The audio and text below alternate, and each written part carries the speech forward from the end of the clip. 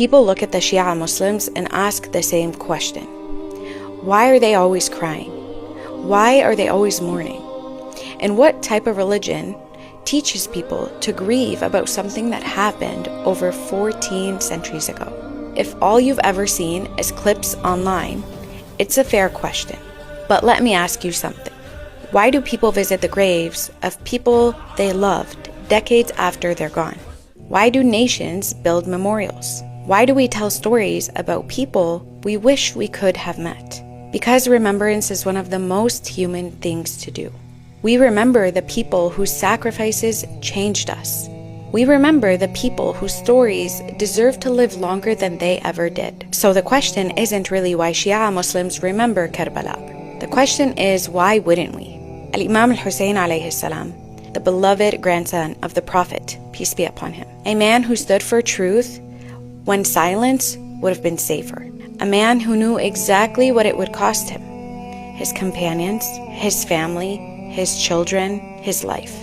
And still, he refused to surrender his principles.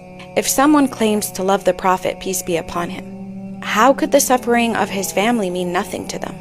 And that's where people often misunderstand us. The tears are not the religion. The mourning is not the religion. The love is. The loyalty is. The refusal to forget is. Different people express grief differently, but the purpose has always been the same: to remember, to learn, to carry forward the values that made these people worth remembering in the first place. Because Muharram was never meant to make you fall in love with sadness. It was meant to make us fall in love with courage, with sacrifice, with generosity, with faith, with standing with people even through difficulty. Karbala was never a story about death. It's a story about how people lived. It's about courage when courage was expensive.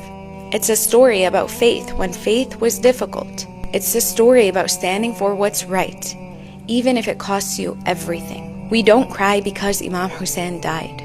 We cry because we know what he stood for. Maybe that's the biggest misunderstanding of all. People think we're in love with grief. We're not. We're in love with the man who chose truth over comfort.